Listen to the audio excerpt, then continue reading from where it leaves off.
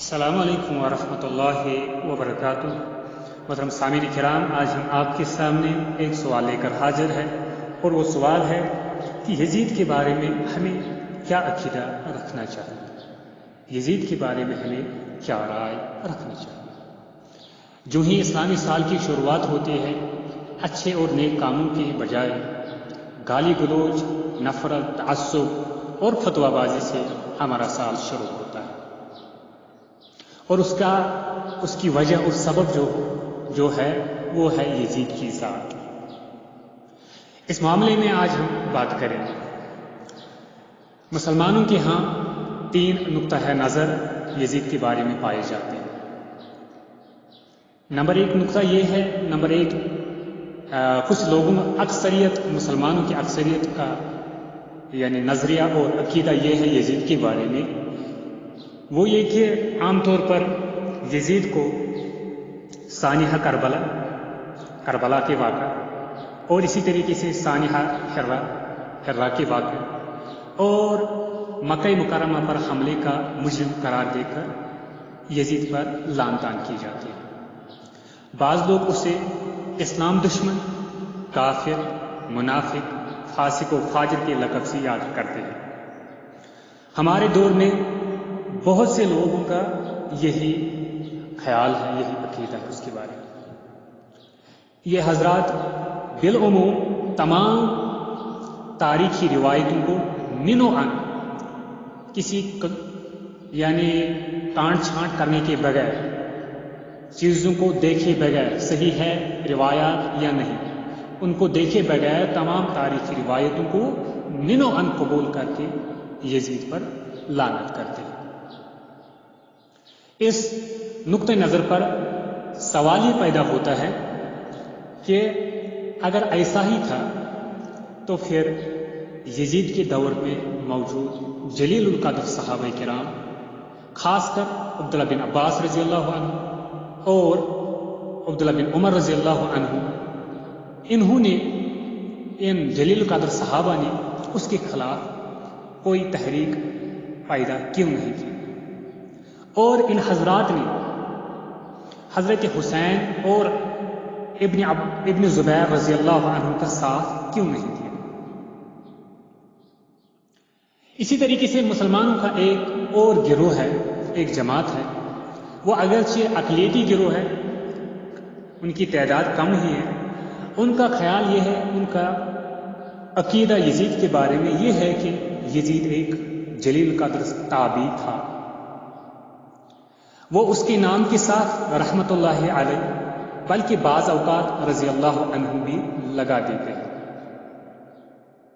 یہ حضرات سانحہ کربلا، واقع حرہ اور مکہ پر حملے کی ایسی توجیہ ایکسپلینیشن کرتے ہیں جس سے قصور سراسر حضرت حسین اور عبداللہ بن زبیر رضی اللہ عنہ کا نکلتا ہے۔ اگر اس نقطۂ نظر کو درست مان لیا جائے تو پھر حضرت حسین اور ابن زبیر رضی اللہ عنہ جیسے جلیل القدر بزرگوں پر تہمت کا دروازہ کھلتا ہے۔ اسی طریقے سے ایک تیسرا پوائنٹ آف ویو مسلمانوں میں یزید کے بارے میں یہ پایا جاتا ہے کہ ہمیں یزید کے بارے میں خاموشی اختیار کرنی چاہیے۔ اس نقطۂ نظر کے حاملین ماننے والوں کا کہنا یہ ہے کہ ہمارے پاس کوئی ایسا پیمانہ موجود نہیں ہے جس سے اس بات کا ٹھیک متعین کیا جا سکے کہ ان تینوں سانحات میں، ان تینوں واقعات میں، واقع کربلا، واقع حرا، مکہ پر حملے، ان تینوں واقعات میں یزید یا کسی اور شخص کا قصور کتنا تھا۔ تینوں واقعات سے متعلق جو تاریخی روایتیں ہمیں ملتی ہیں وہ ابو مخنف، ہشام کلبی اور واقدی کی روایت کردہ ہے۔ ابو مخنف اور ہشام کلبی کے بارے میں مشہور ہے کہ یہ لوگ بنو امیہ کے دشمن تھے اور ان سے شدید تعصب اور نفرت رکھتے تھے. دوسری طرف واقدی ہے ان کے بارے میں بھی ان پر بھی کذاب ہونے کا الزام عائد کیا گیا ہے، جھوٹا ہونے کا الزام عائد کیا گیا ہے. اس وجہ سے ہم قطعی طور پر یہ نہیں کہہ سکتے ہیں کہ ان واقعات کی اصل شکل کیا تھی اور اس میں کس شخص کا قصور کتنا تھا. ہونا یہ چاہیے کہ ہم اس معاملے میں خاموشی اختیار کریں اور اس معاملے کو اللہ تعالیٰ پر چھوڑ دیں. اس تیسرے پوائنٹ آف ویو، نقطہ نظر کی نمائندگی کرتے ہوئے امام غزالی رحمۃ اللہ فرماتے ہیں، کہتے ہیں، جو شخص یہ گمان کرتا ہے کہ یزید نے قتل حسین کا حکم دیا تھا یا اس پر رضامندی کا اظہار کیا تھا، تو جاننا چاہیے کہ وہ شخص پگلے درجے کا احمق ہے. اکابر و وزراء اور سلاطین میں سے جو اپنے اپنے زمانے میں قتل ہوئے، اگر کوئی شخص ان کی یہ حقیقت معلوم کرنا چاہے کہ قتل کا حکم کس نے دیا تھا، کون اس پر راضی تھا اور کس نے اسے ناپسند کیا، تو اس پر قادر نہ ہوگا، اس پر وہ قدرت نہیں رکھے گا کہ اس کی تہ تک، اس کی ڈیپتھ تک پہنچ سکے. خواہ یہ قتل اس کے پڑوس میں، اس کے یعنی پاس میں ہو اور اس کے زمانے اور موجودگی میں ہی کیوں نہ ہوا ہو، پھر تو اس واقعے تک کیسے رسائی ہو سکتی ہے، یعنی واقعہ کربلا جو دور دراز شہروں اور قدیم زمانے میں گزرا، پس کیسے اس واقعے کی حقیقت کا پتہ چل سکتا ہے جس میں 400 برس، یعنی امام غزالی کے دور سے 400 برس، آج سے 1450 برس، تقریباً 1400 برس، جس میں 400 برس کی طویل مدت حائل ہو اور مقام بھی، جگہ بھی بعید ہو. امر واقع یہ ہے، حقیقت یہ ہے واقعے کی کہ اس بارے میں شدید تعصب اور بے اعتدالی کی راہ اختیار کی گئی ہے. اسی وجہ سے اس واقعے کے بارے میں مختلف گروہوں کی طرف سے بکثرت روایتیں مروی ہیں. بس یہ ایک واقعہ ہے جس کی حقیقت کا ہرگز پتہ نہیں چل سکتا، اور جب حقیقت تعصب کے پردوں میں روپوش ہے تو پھر ہر مسلمان کے ساتھ حسن ظن رکھنا واجب ہے.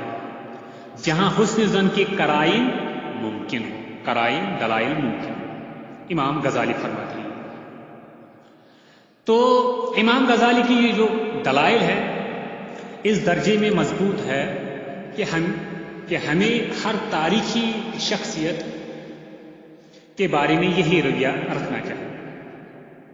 تاریخ کی کتب میں جو کچھ لکھا ہو وہ ہم پڑھیں اور بیان کریں، تو ساتھ ہی یہ وضاحت بھی ضرور کر دیں کہ حقیقت کا علم اللہ تعالیٰ ہی کو ہے، اور ہم تمام سابقہ لوگوں کے بارے میں حسن ظن کا رویہ رکھتے ہیں. جن لوگوں کے نام قاتلین عثمان میں آتے ہیں یا قاتلین حسین میں، اس کے بارے میں یہ یاد رکھیں کہ یہ باتیں تاریخی روایت ہی سے ملتی ہیں. جن کی صحت مشکوک ہے، جن کی صحت میں ڈاؤٹ اور شکوک و شبہات ہے، ہاں البتہ یہ ممکن ہے کہ نام لیے بغیر اجمالی طور پر، مختصر طور پر قاتلین عثمان اور قاتلین حسین کی مذمت کی جا سکتی ہے. اسی طریقے سے باقی جو تاریخی شخصیات ہیں، امام امیر معاویہ رضی اللہ عنہ، یا اسی طریقے سے عثمان رضی اللہ عنہ کے بارے میں جو چیزیں بیان کی جاتی ہیں، ان کے بارے میں بھی یہی رویہ ہمیں اپنانا چاہیے. جب یکساں درجے کی منفی اور مثبت تاریخی روایت موجود ہو، پازیٹو اور نگیٹو ہر قسم کی روایت موجود ہو، تو پھر ایک مثبت ذہنیت کے حامل شخص سے یہی توقع ہونی چاہیے، ایک پازیٹو مائنڈ رکھنے والے سے یہی توقع ہونی چاہیے کہ وہ مثبت پہلوؤں ہی پر توجہ دے، پازیٹو چیزوں ہی پر توجہ دے۔ منفی پہلوؤں پر سوچنے سے دنیا میں سوائے فرسٹریشن اور آخرت میں سوائے اللہ کی پکڑ کے کچھ حاصل نہ ہو۔ اللہ تعالی ہم سے آخرت میں ہمارے ہی اعمال سے متعلق سوال کریں گے، اور کسی بھی تاریخی شخصیت کے اعمال کا حساب ہم سے نہ لیا جائے۔ حسن ظن اور بدگمانی، حسن ظن اور بدگمانی، مثبت ذہنیت اور منفی رویہ ہمارا اپنا عمل ہے، جس کے لیے ہم اللہ تعالیٰ کے حضور جواب دیں۔ السلام علیکم ورحمۃ اللہ وبرکاتہ۔